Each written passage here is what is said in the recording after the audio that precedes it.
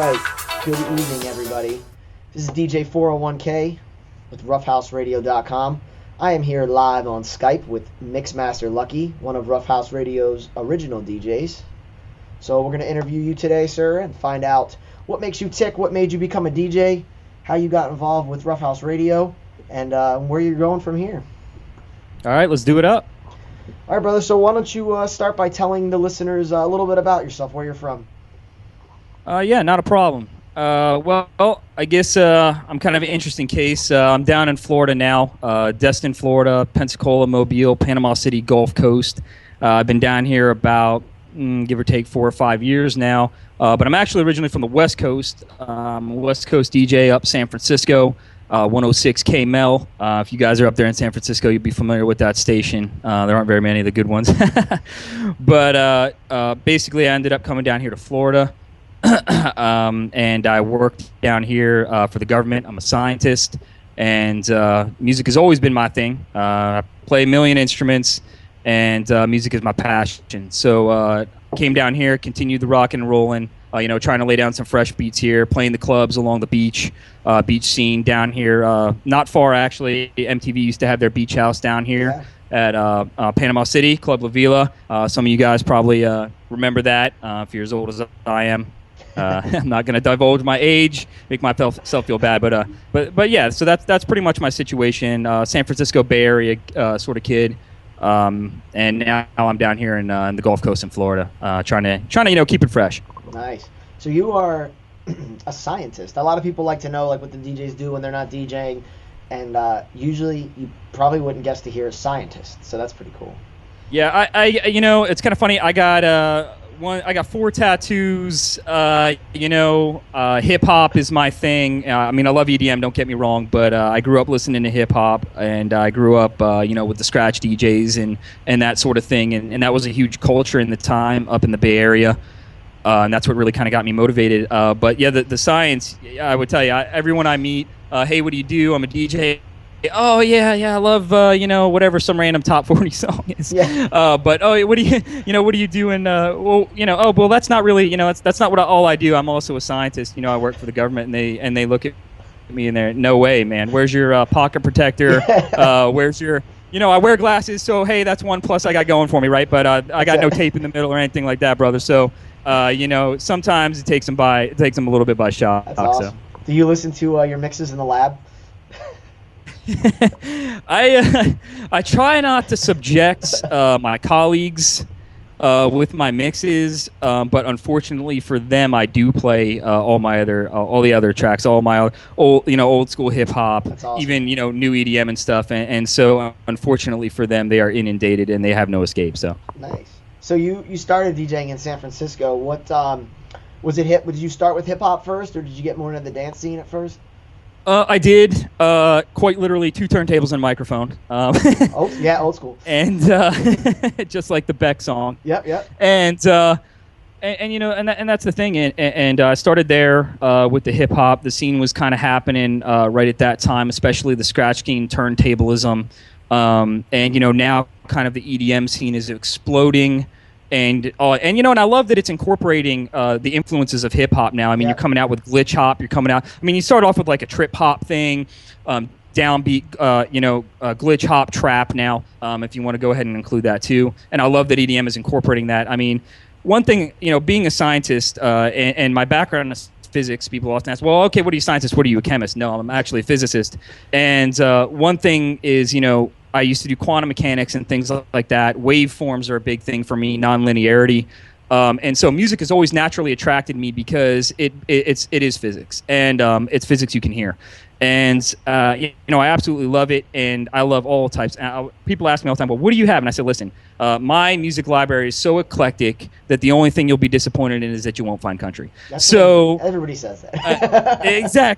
Exactly. Except I will caveat that I do have Johnny Cash. I will throw that out there right now. MixMasterLucky's got Johnny Cash, and I'm not embarrassed to say it. That's a classic. Nobody's embarrassed of Johnny Cash. Absolutely. There you go. There it is. Well, math and science are a big part of music, so it's funny you say that. I was actually having a conversation today with my girlfriend about music and how typically people who are math and science inclined are usually better at, or at least pick music up faster. So it's funny that you brought that up. So Yeah, no doubt. So you did two turntables and a mic. So old school vinyl. Do you and I believe you still use vinyl for some of your sets, right?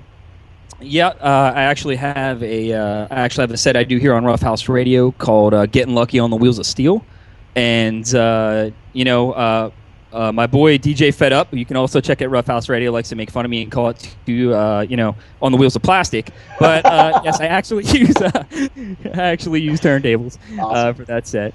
And I will admit, these days I use a Tractor Control Z2 mixer. I love it, by the way. If you are a scratch DJ, I'm going to tell you right now, if you got the money, actually, DJ Qbert has a great low cost out there. It's about $200. Great low cost, buttery fader, the whole nine, a mini fader. But I had a conversation with Qbert myself, and he is with me. The Control Z2 is the way to go if you want to scratch for the future. And, Tractor Scratch Pro 2, or, if you want to use Serato, that's fine too. That's all good. But I will admit that now I do use digital. I've kind of started replacing the vinyl. So yeah, I mean that's the wave of the future. I mean, obviously, even I attend Dubspot, and I learned originally with vinyl, which I like that they start you out with vinyl, and then you go to time-coded vinyl. So even when we use the turntables now, we use the time-coded vinyl. So you're still using the MP3s, but you get that feel of the wheels. It's nice when they're actually spinning. Absolutely, and moreover, if you're into scratching, if you're into turntablism, the CDJs they just don't cut it because as I don't know how knowledgeable some of the viewers are, but almost all CDJs, when you press on the CDJ, what's going to happen is you're going to stop the track, and doesn't matter how hard you press. Whereas with a turntable, I can apply pressure to my liking. I can change the sound just based on the pressurization, which is not an option with CDJs. At least not to this point. We could get there. Yep. But to my knowledge, there is not a CDJ out right now that fulfills that requirement. And so that to me, that's a big thing because a lot of scratching, your early scratches, your crab scratches, your baby scratches, your stabs, and stuff like that. It's not such a big deal. When you start getting, your transformer's not a big deal. When you start getting into much more complicated scratches, the amount of pressure you're placing on the vinyl is very important to the sound that you're trying to achieve, and that's just not achievable on a CDJ. So yeah, I'm learning right now. Well, not scratching, but I'm learning my DJing with DJ Spectacular, who's prior world champion. Awesome DJ, by the way, phenomenal yes. DJ. We actually have an interview coming up with him soon, but yeah, he's a phenomenal scratcher. Just watching him, he walks by a turntable and he just hops on it and just starts messing around. And messing around for him is unbelievable to just watch. And we were joking around the other day, and somebody said that I believe it's the new Newmark, actually the wheels spin, the digital wheels actually spin. And one of the guys goes, yeah, it feels just like vinyl. And I was like, and then he kind of laughed and he's like, yeah, you know what feels like vinyl? Vinyl feels like vinyl. Don't try to make... Absolutely. Yeah, we kind of joked around and we were like, yeah, you know what feels like... If someone says, hey, this feels just like sex, it's like, no, sex feels like sex. Don't try to replace something with exactly. something else. No doubt. There's a big DJ in this area in the Southeast. His name is DJ Fumo, and he actually tours here in Italy. And I was having a conversation with him, and he was checking out some of the latest Tractor Control stuff. He's, kind of looking at controllerism. He's a standard two-turntable microphone DJ, just like kind of myself, how I started. And he kind of had the same conclusion, which is, the bells and whistles of the controllerism is beautiful. It's great. It's awesome. I will admit, hands down, I can do things now that I could never have done before, which just with on the ones and twos, the original ones and twos. But at the same time, you have to respect the fact that there's still things on the ones and twos that can be done that still can't be replicated here. And sort of tying that back into the whole science and the music thing in general. That's part of what I love about music is that it is science and it is math, but only to a point. And at some point, it becomes art. Because there's only so much science until the nonlinearity happens of the guy that you put behind the tables. Of course. And you're not going to be able to tell exactly how much pressure, exactly how he changes it, why he changes it the way he does. It's all on feeling. It's all on emotion. And I think that is one of the most important things to remember for DJs. Is it's not about always being technically correct. It's about doing what you feel to get your emotions across in the music. Definitely, man. That's awesome. And I have mad respect, especially for the old school DJs. I mean, I'm new. A lot of the viewers know I'm new to DJing. I decided at 34 years old, and hey, I'm going to be a DJ, and I gave away my age, but midlife crisis for me, it's something I've always wanted to do. I've always kind of been exposed to it, but I felt it was important for me to go out and get that base knowledge of vinyl and base knowledge of CDJs, because again, like you said, there's things that you can't do on the digital controller, and I feel kind of like if you're going to use the advanced digital controller with all the bells and whistles, know the basics. And I feel like a lot of the young DJs Absolutely. don't do that. They don't go backwards to learn the roots. Absolutely, and it's a great man once said, "I was born not knowing and have only had little time to change that here and there." And the thing is, that's the reality. Is no knowledge is going to hurt you. Yep. And going back and understanding where it came from and what the roots are. There's nothing more golden than that. There's nothing that can make you appreciate where you're at now more than going back and seeing where you started. And and that even translates today. I mean, how many DJs are there out there today? How many DJs want to be DJs? How many people want to get into the business, this, that, or whatever? And I was having a conversation with DJ Iceman, who's got a station up in New York, and we got into a conversation about mentors. And DJs, and the discussion of what happened to DJ mentors. And with the advent of controllerism and the price drops, the availability of getting equipment without having to be sponsored, basically anybody can become a bedroom DJ. Mm-hmm. And the unfortunate problem with that is you lose the culture that used to surround DJing, where you would go to the vinyl shop and all your boys would be there at the vinyl shop.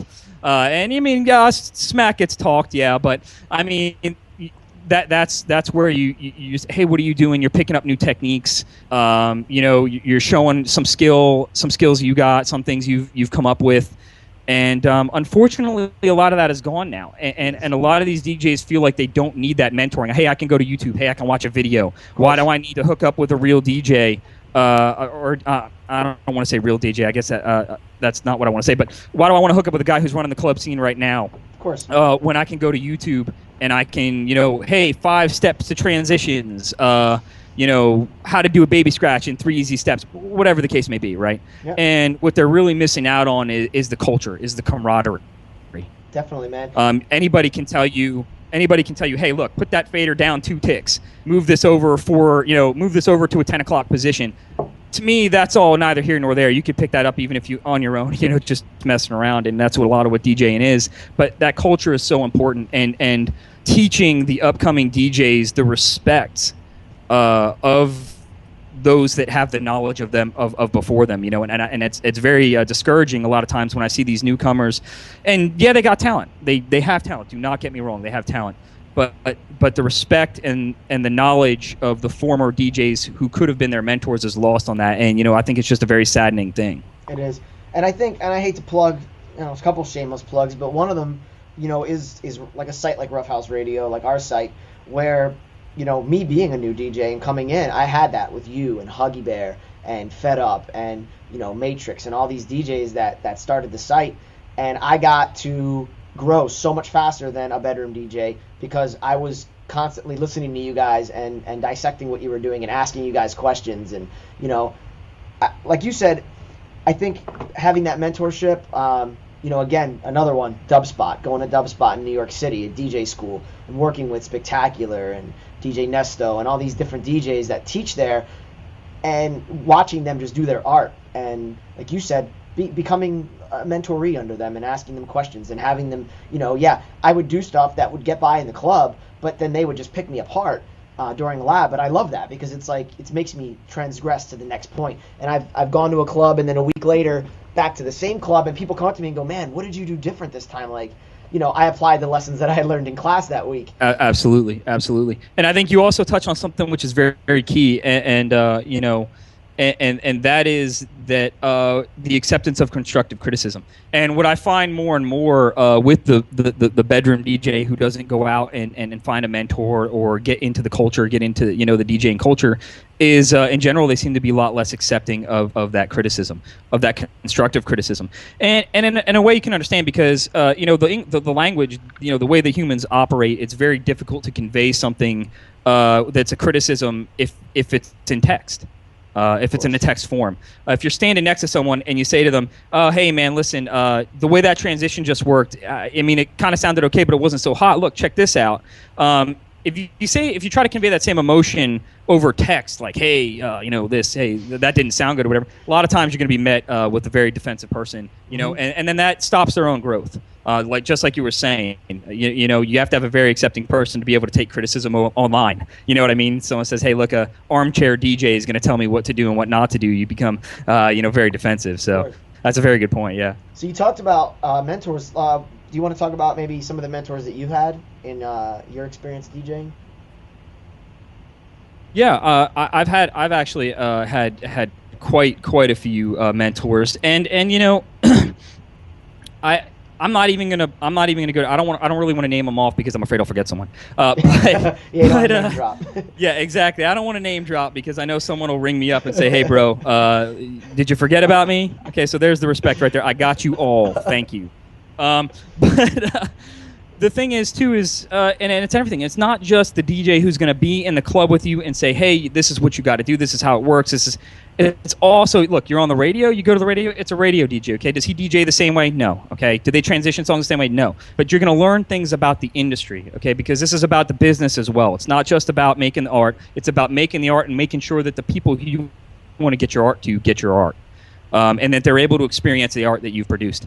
And and I have just learned so many invaluable things about the way the business works from these people. And I would encourage everyone out there, these people, reach out to them. Okay, they're not going to turn you away. They're not going to say, oh, a lot of times I hear this. I hear from upcoming DJs, oh, I'm kind of a competitor. Then they're going to look at me as someone trying to replace them. No, listen, that's not the way the culture works. I'm going to encourage you, go out there. Talk to the DJs, call up the station, go over to the station and say, hey, listen, I'm a DJ in this area, or I'm getting into it. What's some advice you have for me? Hey, I need to go talk to a club promoter, okay? What should I say? What should I not say? How should I present myself? These are all things that you can learn from a mentor that I can guarantee you are not going to pull off well if you watch a YouTube tutorial, okay? Okay, so, so that's kind of thing. And like I'm saying, get as many as you can. Talk to as many people as you can because you cannot go wrong getting more information.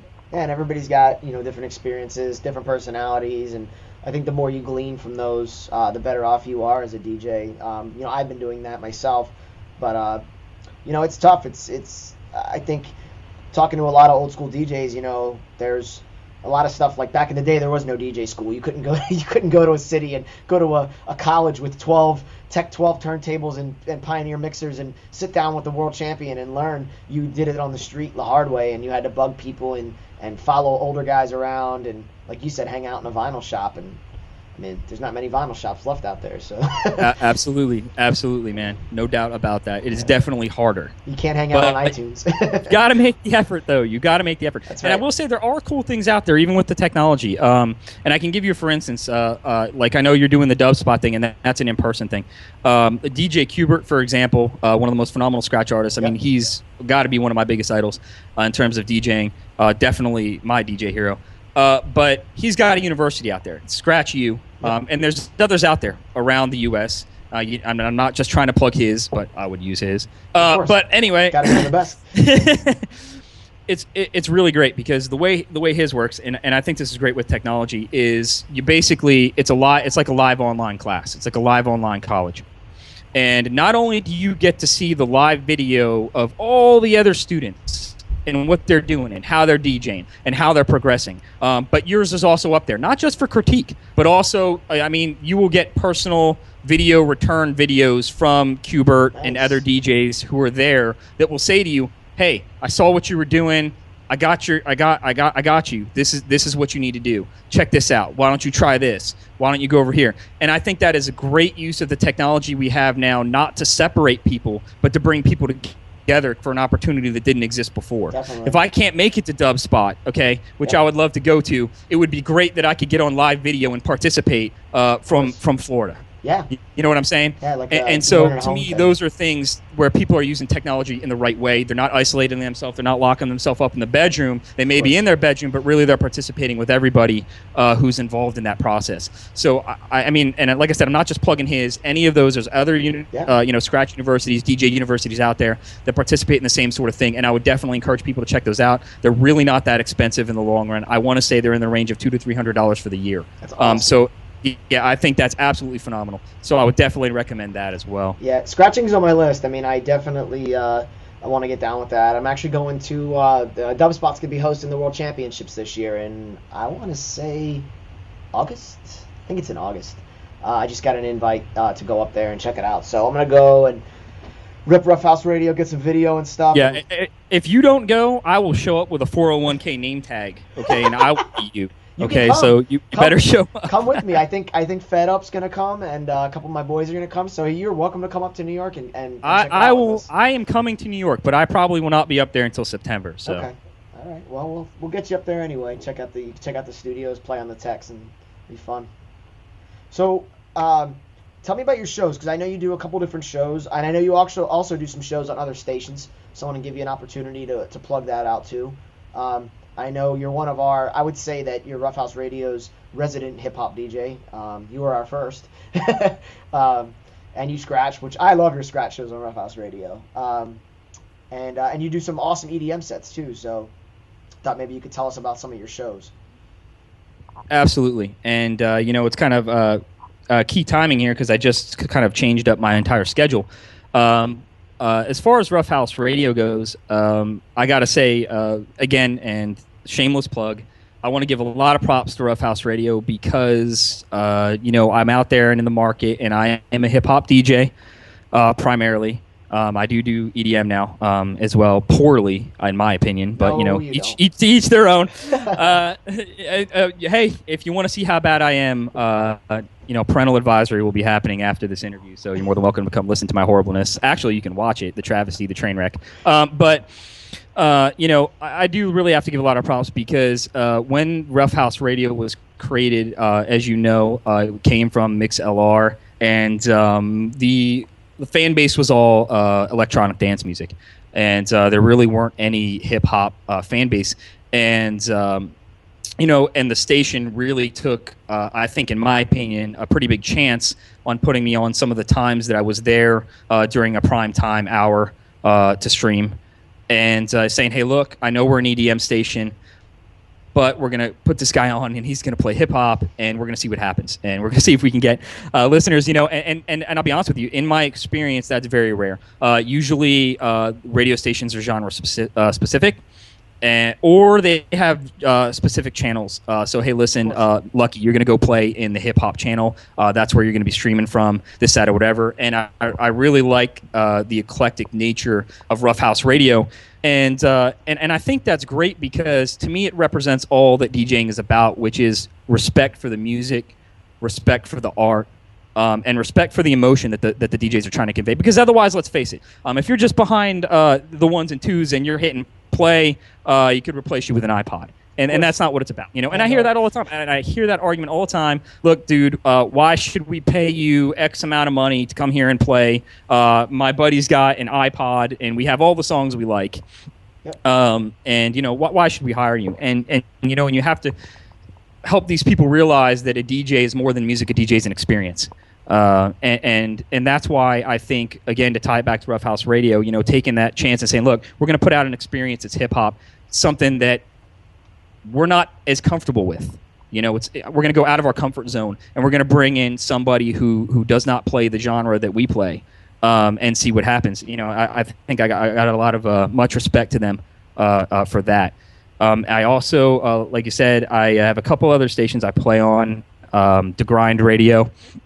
If you want to check that out, you guys can check me out on DeGrind. You can check me out on Club Beats.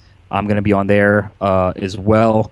And, up and down the Gulf Coast here, if you want to come check me out at the clubs, that's also a great place to come out and talk to me and hang out. And if you want to come up and say, hey, what about this? What about that? Hey, I want a mentor. You want to help me out? Absolutely, not a problem. Come and check me out. But Rough House Radio right now, I'm looking at Thursday nights, 8 to 9 p.m. Eastern time. I'm actually Central, so my schedule is always messed up. In fact, I don't have it in this room yet, but I have a large board, and it has Rough House Radio written on it, and I didn't write it because my handwriting's illegible. But it says Rough House Radio and my set times because I cannot remember because I'm Central time and I am always off. But it's 8 to 9 p.m.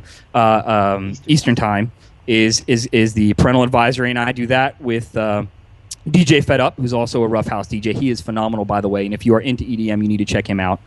That sort of, we kind of got to talking, hey, wouldn't it be cool if we could do 2 live streams? We haven't seen a site yet that offered 2 live streams. And I will say I still do not see a site that offers 2 live streams. So if you guys want to check something out that's cool and unique, Rough House Radio, 8 to 9 p.m. on Thursdays, 2 live streams, 2 DJs. And that is pretty damn cool. And, I give a lot of props to DJ Huggy Bear for setting that shit up. And getting that rolling. I know he's doing a lot of the work behind the scenes on that, and he does not get enough credit for that work. And you as well, 401. You need to take some credit there. Not with the tech stuff though. I don't. I stepped away from the. I don't know. He talks about programming. I'm just saying, there's a lot of behind the scenes going on, and I think you need to get your due, and they need to be repped properly. But listen, really, 2 streams, really cool, and you should check it out. And then my other sets, Sunday, if you want to check the hip-hop set, Wheels of Steel on Sunday, and I want to say I'm from 3 to 4 p.m. Eastern. Don't quote me. Go to DJ schedule on the website. You can check it out there, and you can see all the other DJs there as well. But definitely do not quote me on the time, but it is Sunday, and it is around 3.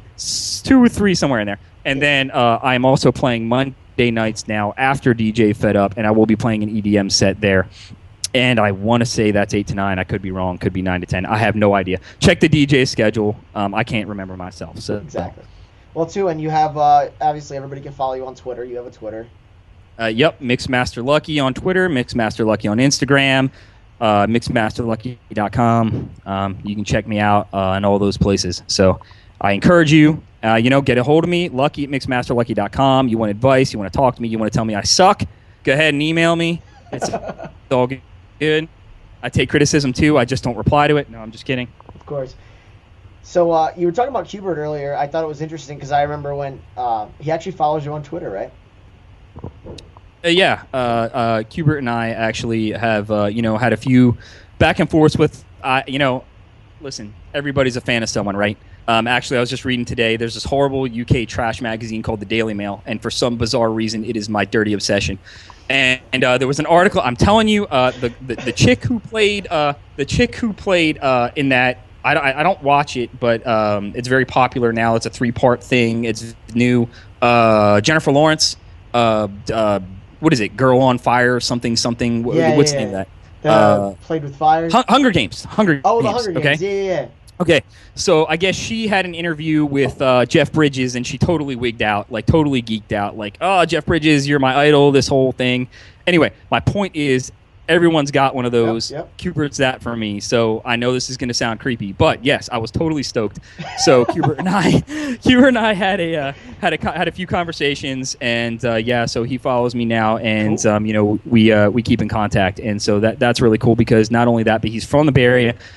Another thing, I don't know, like a lot of EDM fans will probably be a Rough House, trying to increase the hip hop crowd. But right now, mostly EDM fans. When I scratch what's called hamster style, and I don't know if a lot of people know what that is. But basically, that's reverse. It's kind of a cool history behind that. It was a DJ hooking up in San Francisco. There was a little competition going on. Bottom line is, guy hooked his mixer. He hooked his mixer up wrong. He had the turntables going to the wrong inputs, so the crossfader was flipped. And so another DJ called him out on that, and he was part of the hamster scratch squad. He said, look, hey man, that's hamster style. All right, so that kind of stuck. That's a Bay Area thing. I believe Qbert even scratches a hamster style. Yes. And that's kind of how I grew up doing it, and that's just kind of my thing now. And a lot of people ask me, say, hey, does that make it harder when you're doing EDM? You play EDM now, right? I say, yeah, I play EDM now. I love that as well. And they say, well, hey, listen, do you flip back and forth? And I say, I don't, and I'm not afraid to admit that I make mistakes sometimes because of that. It is definitely takes some getting used to when you're blending songs. You're doing 128 BPM, 130 BPM, and you're blending songs, and you realize that your crossfader is in reverse. So keep that in mind if you are going to scratch a hamster style. You may be able tip right there. You may be able to verify this, but I heard from a DJ at Dubspot that the new boards have the ability on the channel faders to switch the crossfader reverse for that very reason. Like they actually absolutely you can do that on the boards now. And I heard they said that it was actually Qbert was like the guy that like they kind of did that for, because he was obviously the big deal. Right, So right. it was like, hey, we're gonna make this product, which that tells you how big a guy is that when Pioneer or Rain says, hey, we're gonna change our mixer for you. Absolutely, absolutely. And I don't know what hand he may have had in the tractor, the new Control Z2. I think that came out in like the end of 12. But there is actually a toggle right here on it that tells me, hey, flip it, reverse, or standard. But I will say, it sounds useful, and it is not as useful as it sounds, because once you are used to scratching Hamster and you flip it back, you have a tendency to want to scratch on things just to try it. Okay, so I will not, I will admit firsthand, I have attempted to scratch the EDM, and hey, I may even put that on one of my sets here coming up. So you might want to check that out, Rough House Radio. I will scratch the EDM, Nice. and it sounds pretty cool. It sounds awesome, but the problem is that if I flip that fader, I'm all messed up. So now I've pretty much trained myself to just go ahead and mix Hamster style as well. So That's cool. I like that. That's neat. I haven't tried it yet. I'm afraid to, probably because no sound would come out of the board. I'd be on the wrong side every time. But that's cool. Scratching's a nightmare for me. I've learned a very little. Obviously, the baby scratch and some of the stuff like that. But I was on last night. I did a little Jack the Server set, and I did a little scratching, and it was awful. So. You know what, man? That's the thing. You just got to get out there. You got to put yourself out there. You got to do it. Yeah, and as far as I'm concerned, there's nothing awful about the learning process. So no. I mean, and you will hear. I mean, look, I have watched Kubert. I've been there. I've watched him live, and I have watched Kubert mess up. And you were talking about, in my opinion, one of the top scratches in the world. Of course. Everybody messes up. Do not let that discourage you. No. I'm looking at you, 401, because I expect to hear some, a little bit higher level, scratches, couple click flares or something coming up in a few of your sets. I'm working on it. If not, maybe that trip in September will come up a little sooner, and maybe we could work something out. I can tell you, I've learned a lot from DJing on the site with you. I mean, just watching you, I've learned a lot. Fed up. I got to DJ. Obviously, me and him do a lot of live shows together in the New York area, which is awesome to be able to just sponge off him. And Huggy Bear, I've gotten to do a live set with him in Pennsylvania, which was really, really cool. Right. Like you said, it's taking from somebody. Again, everybody's got their own style, and it's like, I may learn one thing, but I learn something each time. Every time I look at another DJ and I go behind the board, I ask questions. I say, like, what are you doing? What's that? Why are you hitting that? Like, I want to. I'm probably a pain in the ass, but I want to know. You know what, man, and that's the way to be. And whether there's someone there, whether there's not someone there, every time you get behind the decks, you learn something. Yeah. And you just got to be receptive to what you're learning. And I'm going to encourage everyone out there, if you're trying to get into DJing, record everything. Record your practice sessions. Record everything. And I'm telling you right now, you're going to listen and go, God damn, that sounds like shit, right? I'm going to tell you, when you play it back, it will sound a whole lot less like shit. Yeah. And I found that's just an experience talking. You'll say, I can tell you, you'll be at the club and you'll drop something and you'll say to yourself, my God, that was probably the worst transition I have ever done. And I guarantee you, if you record it and you go back and you listen to it, you'll say, it wasn't so bad. This is what I can fix. Yeah. And that's the thing. And you learn things. And also, you get to listen to your songs because, knowing your music. And I think, about technology has gotten much harder because before you're in the vinyl shop. Okay, well, how do you know what vinyl you want? Right, you're in there and you got all these vinyls and you're flipping through. This is the kind of sound I'm looking for. Is this not the kind of sound I'm looking for? Well, nowadays you go to Beatport, you join a DJ pool. Okay, like for instance, I use a digital DJ pool, and the thing is, in 5 seconds you can hear a clip of a song. Yep. Just a quick play. And, quick hits, exactly. And you're going down top 100. Bang, bang, bang, bang, bang. Which of these fit? Which of these fit what I want? And I think the tendency there, and I find this a lot in DJs, is to end up with a large playlist of songs that you don't know. And I'm going to tell you, I'm going to throw another pro tip out there, which is you're better off with a smaller set of songs that you know than you are with a larger set of songs that you don't know. Yep. And that's going to help you with transitions. That's going to help you with harmonics. That's going to help you with everything. Because if you know the song, if you know the sound you want, you can hear it in your head before it happens. You can make it happen. If you don't know what's coming next, good luck. I mean, and I know at some point in time, every DJ will be in that situation. I know you know what you're thinking. You're at a party, you're at somewhere, so you take a request, hey, can you play this, that, or whatever, and you throw it on there, and especially if you're a digital DJ now, and you're looking through the waveform, and you're going, there has got to be a drop in here somewhere where I can put a breakdown mix, where I can somehow transition. How am I getting out of this song? And there's a moment of panic. Okay, there's a moment, and I'm telling you, every DJ will experience it. If you haven't experienced it yet, you will. And that's why there's no substitute for just listening to music, getting the exposure, learning all of your songs inside and out. Definitely, man. That's awesome. And these young guys too.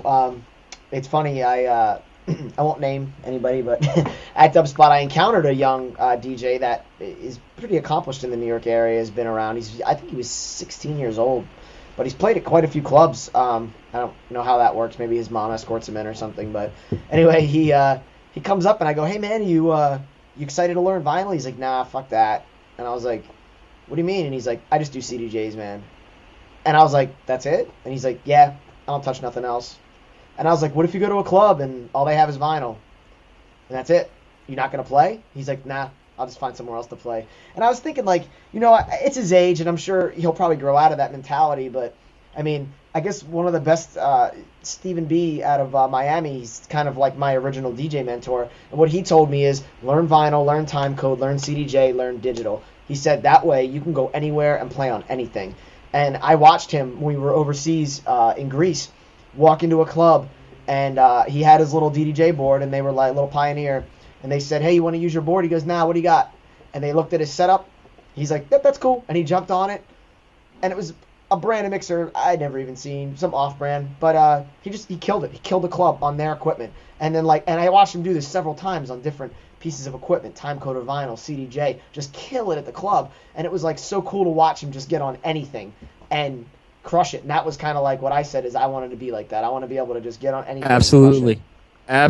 And to me, like, not only is that incredibly impressive, I mean, because if you're a DJ, maybe even if you're not a DJ, if you're close in the scene, you know how different the equipment is, how all the equipment you can get, so many variations in the equipment, so many nuances between the equipment, between mixers, this, that, or whatever.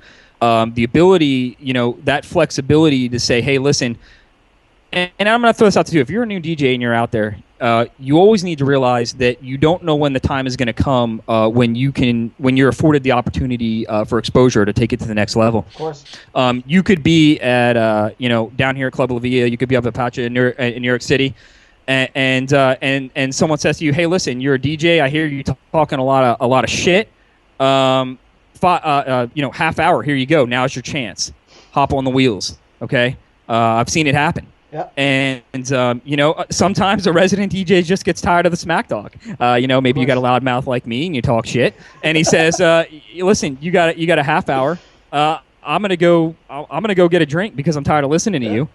So here you go. And the ability to jump on right there is the difference. If you can look at that equipment and say, you know what, I got this. I'm going to rock the dance floor, and I'm going to show them that this is my opportunity to show. Hey, look, maybe now you're looking at coming and doing guest spots there, maybe even a resident DJ ship, something like that. If you come in with the attitude that, look, I play my mixer, I play my CDJs, that's all I do. Take it or leave it.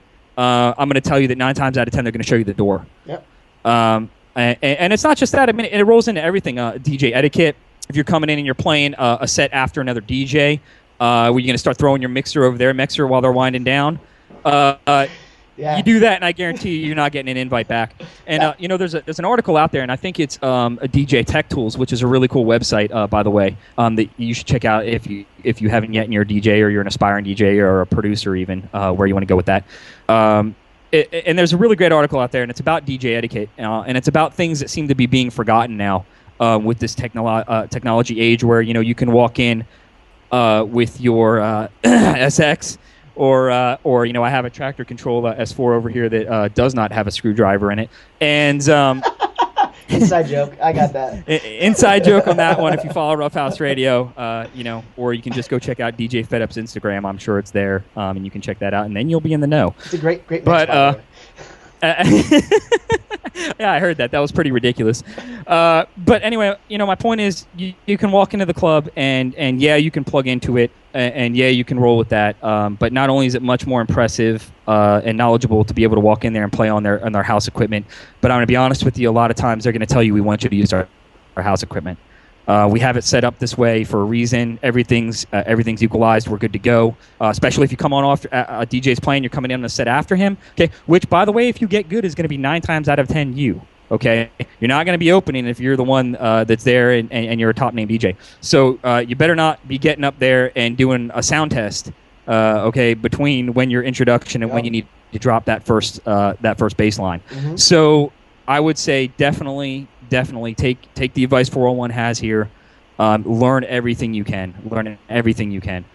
From whomever you can, from wherever you can. And I think it's great that you got Dub Spot up there to help you out with the vinyl situation. Like you said, vinyl's harder to come by.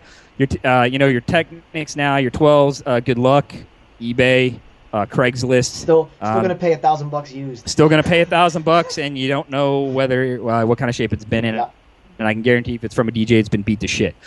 So, there you go. And it's sad because it's not just the DJing in general. I mean, even like myself, I'm a hip hop guy, and I see the same trend in hip hop. Originally when hip hop came onto the scene, and I big influences for me, even in DJing, like your Grandmaster Flash, Grand Wizard Theodore, your guys like that, KRS-One, Rakim, Marley Marl. Okay, these guys coming out, Kid Capri, all that sort of stuff, all the way up to your Beasties. Here we go, your Beasties, your Dr. Dre's, and stuff like that. Curtis Blow, back there is another one that comes to mind right off the top of my head. But the sound was about conveying a message. It was about getting the emotion across, and it started out that way. It started out in the 80s that way, and then even you Run DMCs, whatever, and then Black Sheep. By the way, if you guys have never heard of Black Sheep and you want to hear, hey, listen, I want to hear some classic hip hop that had some soul, go check out Black Sheep. Big recommendation from me. But anyway, so you get into that situation. Hey, look. The music is about a message we're trying to get across. It's about artistry. And somewhere in there, I want to say we're 2000 up through 2000, I want to say 5 probably, up through, the 10s, 11s, and we're just kind of getting out of it now. The message was lost. Yep. And it became very mainstream, bitches, hoes, right? I hear this all the time. People come to me all the time and say, how do you play hip-hop? This is my knowledge of hip-hop. I am 18 years old. I am 19 years old. I'm 20 years old, and I think playing, and I mean no disrespect, but I think playing, Lil Wayne is the epitome of hip hop, and and I have to differ with that because that mainstream that mainstream rap hip hop message was lost somewhere in there. Almost if you could think of a bell curve, and that's what I said. I'm kind of hoping that the DJing thing is coming back the same way, where we're going to get to a point where these upcoming DJs realize, look, we're getting away from the message of DJing. We're getting away from I only want to play my CDJs. I don't care about how the music happens or any of that. None of that is of interest to me. I just want to get in there and get drunk and get behind some CDJs, which is just ludicrous. And you see it all the time now. Oh, yeah. DJs drinking and you're like, hey man, how are you gonna does it well, again, maybe this is bad. I was gonna say, how do artists get all wasted and then paint a picture, but you know what? Throw that out because they probably are wasted painting pictures. Yeah, exactly. So bad example. Don't count that one. Cut that out. Edit. But yeah, and now what we're finding, and to tie this together where I'm going, I know I have a tendency to ramble, but what we're finding is a lot of now indie hip hop releasing. We're back to if you're in the hip hop subculture, the true hip hop subculture, what you're going to find is the mixtapes are back. Yep. The free mixtapes, they're coming out left and right now. You can go to Twitter. You can say, hey, I'll put your mixtape together. You got producers saying, I'll put your mixtape together. Are you a rap artist? Are you an R&B artist? Hit me up. I'll help you put together your mixtape, get you out there. And what you have is a lot of indie stuff going on right now. And it's pulling back. It's pulling back from the mainstream. It's pulling back from the gold teeth and the bitches and the hoes and, yep. and you know what I mean? And all that and all that fucking bullshit. And you're coming back to the true message of hip hop, which is I've experienced something that I want to get across to you, and my best way of experiencing it is through my music, and it's through my lyrics. Yeah. And almost moving what I would consider back to true almost MCing. Yeah. and if I don't know, I don't know the age of the people who are going to watch this, but if you know what real emceeing is, and if you don't, go out and YouTube some of the older artists like the Marley Moles and stuff like that, and the Rakeems and stuff. But that to me is where I'm hoping DJ is going, because I kind of feel like right now we're in an EDM bubble. So to speak. And EDM is very popular. Everybody listens to EDM. Everybody loves EDM. I'm going to go to all these festivals, etc. And I am not ragging on EDM. I do love EDM. I do play it. And that's not it at all. To me, it's just I hope that it comes back to, if you go back to the early EDM, before this bubble happened, you'll find the same thing. You'll find the vocals. You'll find, the messages are much less mainstream, are much more personal. And now it's just become, hey, look, if it's popular, we're going to put out whatever we can put out that's going to sell, right? And that's really what it's become for a lot of this, unfortunately. And even artists, I've seen artists that I respect fall into that trap. They need to make money. They're an artist. I'm going to put out an album that's going to sell, and I don't blame them for that. But what I'm hoping is that it's going to follow that same trend. Where now in hip hop we have the indie on its way back. It's making a rise, and I'm hoping that EDM will also go in that direction. And I'm hoping with that the DJs will as well. These new DJs, they're listening to the songs, because really, what gets you into DJing? I'm going to ask you. I'm going to throw a question at you, interviewer. DJ 401K, ladies and gentlemen. My question for him is, what was the type of music that got you into DJing, and give me an artist who really hit home with you personally. Well, I think initially hip hop. I mean, when I was young, I'm not going to give your age away, but we're around the same age bracket, and you better stop talking on that one right now. When I was young, same thing, the old school hip hop, and the message, like you said, just it got so commercial, it got so bullshit. I think when you starve the people, the listeners enough, and you feed them that crap, eventually that hunger for the message comes back. And I think that the listeners are getting smarter out there. So for me, initially it was hip hop, and like you said, the old school EDM. Right. From the 90s, that if that's considered old school, but for me, that's when I really started getting into the club That's scene. the golden era for us, right? Yeah. I started getting into the club scene. I was old enough to drive myself there, and that's what really got me into it. And that's when I initially said, like, whoa, man, I want to DJ. Like, I watched that guy behind the booth and the energy and how he was moving the crowd, and I said, man, I want to do that. And, of course, I waited several decades to actually do it, but, right. That's neither here nor there. But like you said, initially it was the hip hop, and then I got away from hip hop when it just got so cheesy. Yes. And I just was like, I can't listen to this crap anymore. And I felt like once Biggie died and Tupac died, and it just started to get so commercial, and it was like, what are they doing? Yeah. And then it was just pumping out the I remember reading about like the rappers at the time where they were like leasing their jewelry and shit from the record label to like for the videos. Yes. Like, you don't even own that shit, man. Like, I don't know. It just got so commercialized. I believe, and you got to find this funny. I'm definitely in the hip hop culture. That is flossing.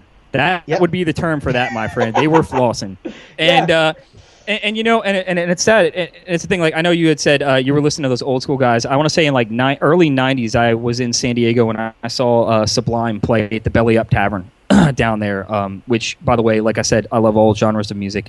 I love that band. Phenomenal. Had a phenomenal influence on my life, on my musical life, and I think that growing up in that environment, luckily where I was out there in California, I was able to experience a conglomeration of both the hip hop and the rock. So I had the KRS Ones, and like I said, and your DJ Cool Hercs. And all and I don't know all that stuff, and your Q-Berts and that, and then I had artists out there like Sublime who were taking dub and throwing it into their sort of ska punk mix at the time, and it was a new era, it was a new thing happening, you know what I mean? And I felt very lucky to be a part of that, before sort of these crossover artists, these, Gnarls Barkley and Outkast and Kanye West. And the idea, to me, the whole crossover really just quite literally means, I'm leaving part of the roots behind because I want to enter the mainstream and make a bigger sale. Now, I'm not saying they're a sellout. Look, you do what you do, okay? If that's where the money is, and you're an artist, and that's your goal, you need to obviously live. But unfortunately, the demand is what drives that, and the demand went away from the traditional roots. And so, it's one of those things. I got to see Grand Wizard Theodore do a little presentation, and the guy was scratching with his elbows with a blindfold. Guy, he was blindfolded, scratching with his elbows, and then he started picking up and dropping, on a turntable. For those of you who are not as old as me, picking up and dropping the needle right on cue. He would spin it back, drop it on cue. He was basically beat juggling blindfolded. And that's the stuff that's true to me. That is true turntablism. Yeah. I mean, I'm talking. You're going back to the days when people would start doing a spin in between their beat juggling, right? Literally turn around and do a 360. I actually, funny you said that. I watched one of Spectacular's videos from the World Championships, and he actually did that. He did the spin. It was awesome. I was like, look at the spin. That's right. He did the spin. And people are gonna say, God damn, dude, that's so fucking cheesy. No, that's awesome. Why the fuck is he spinning around in a circle? And I'm telling you, look, dude, try it. Go ahead and get yourself a pair of tables where you're using a piece of tape to mark where you want to drop. I've got tape on my digital wheels. I saw that. Reason. Yeah. At first, I thought maybe you just forgot to unpack the rest, and then no, I'm just messing with you. But yeah, and then you spin around, disorient yourself, and go ahead and try to keep that beat going on time. And I'm telling you, a lot of that was lost. People now, they think it's silly. Hey, look, you got digital. I can plug my USB into my computer and I can DJ. I have an iPad. Even Tractor, they released X1, something like that. I don't know if you've seen it. It's a small thing. iPad in the middle, right? Yeah, it's some bizarre thing where you're doing all the touchscreen stuff and all that. And I don't want to put that down. Like I said, there is room for learning that. There is room for that definitely in the genre. There's creativity that is to be gained there. But don't forget where you came from. And don't forget that there's creativity here that cannot be replicated there. So I think that's an important message that people often forget. All right. Well, hey, Lucky, I don't want to keep you from your show, which is in 7 minutes, because Huggy will kill me. But I want to ask one last quick thing. Mixmaster Lucky, where'd the name come from? Okay, so California, I'm a surfer and a skateboarder. And by the way, I will say, if you are a surfer, do not move to the Gulf Coast of Florida because there's not a goddamn wave. Now, I will say, if there's a hurricane coming, you can get some pretty good waves. That's it. Also, the Coast Guard is not a fan of you. So keep that in mind if you move in this area. But skateboarder, I went to college at the University of California. And, part of my funding, I funded through skating competitions. And I actually have a tattoo. If any of you know Skateboarding the Blind Skateboard Reaper, I actually have that on my leg. Nice. Used to be something that kind of got me through college with the funding from Blind. But in addition to that, I used to always ride Lucky titanium bearings. Nice. So there is a reason for my name, and so kind of amongst my friends and my close peers, they used to just call me Lucky because they would all switch to China Bone Reds, which by the way are cheaper and work very good, but I refused because it was just a matter of principle, and so I rode my titanium Luckies, and so that's it. So I kind of became Lucky, and then with the music, it kind of came, I need a name, and I had a different name at a time that I don't want to talk about because it's embarrassing. And then I changed, and then I went ahead and changed it. So MixMaster Lucky, there it is. Was DJ Lucky for a long time, and you'll see DJ Lucky from time to time on some user handles that I have. I like the MixMaster. But I ended up switching to MixMaster because it turns out that there aren't many people left on the ones and twos, the OG anyway. And a MixMaster is kind of a little bit of an old school throwback, and I just like that. I like the name, and I like how it sounded. So that's what I ended up rolling with. I like it. I would never put that before my name, but I do like that you use that. I think it harks to your roots. You are a DJ prophet, sir. I appreciate all the advice that you've given all the youngsters out there. Don't listen to it all. Trust me. It was just...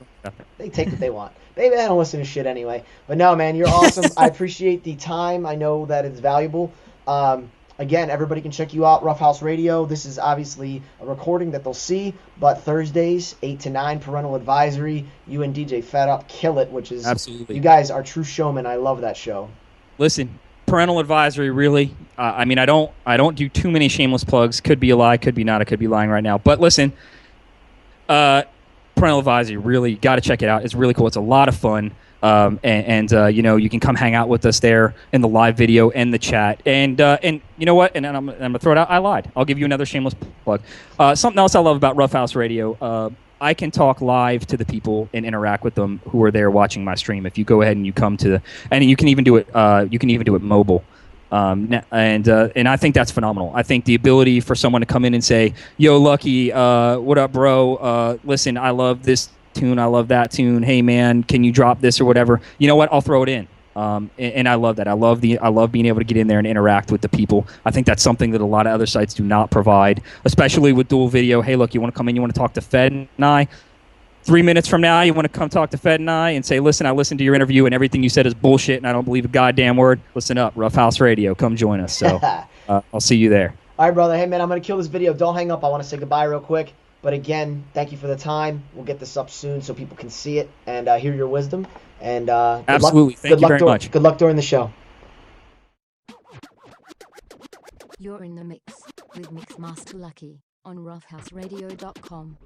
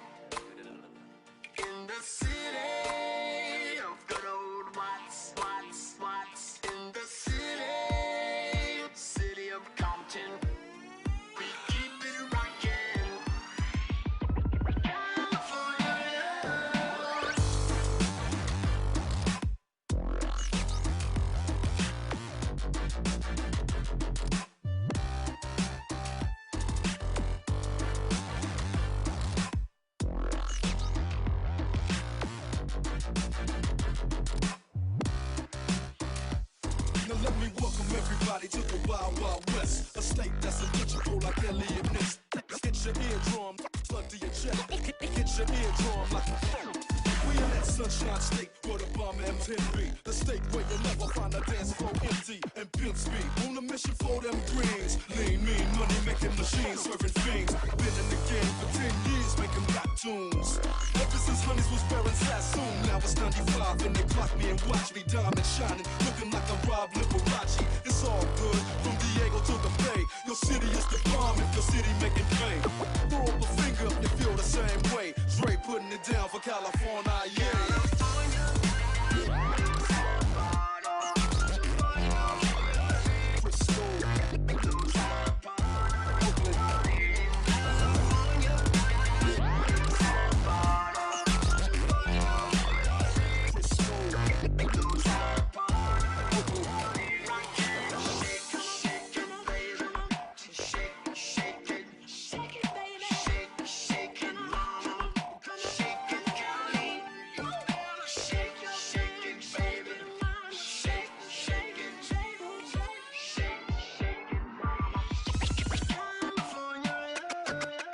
Old school rap, but that new school hit. We finna be this shit like this. Was it the liquor that makes me act crime? Times that I'm with her. Anonymous bitches of other niggas trying to kiss her. Will I love her or shall I diss her? I'm sick of the scandalous shit I deal with. Trying to paint a perfect picture. My memories of jealousy no longer carefree. There's so much bullshit your girlfriend keep telling me. I'm a tour, but now my bedroom's an open door. So it got me thinking, what am I trying for? When I was young, I was so very dumb. Even to please a little trick on a mission, trying to get him a beat. Me and my niggas is stuff, niggas forming no drug dealers. We don't love bitches and believe they don't love niggas. I gotta blame my attraction, but you became a distraction, a threat to my paper stacking. I thought you changed, but now I know. Can't turn a hoe into a house fight, baby. Was it the liquor that makes me act blind? Times that I'm with her. Anonymous pictures of other niggas trying to kiss her. Will I love her or shall I diss her? I'm sick of the scandalous shit I deal with. Trying to paint a perfect picture. My memories of jealousy no longer carefree. There's so much bullshit your girlfriends keep telling me. I'm on tour, but now my bedroom's an open door. So it got me thinking, what am I trying for?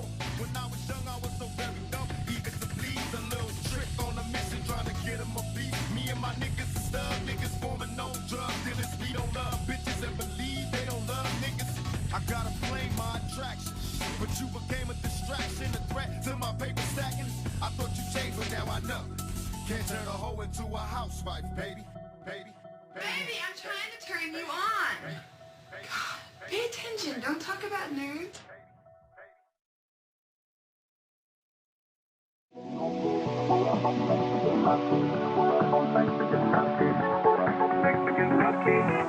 Mexican lucky.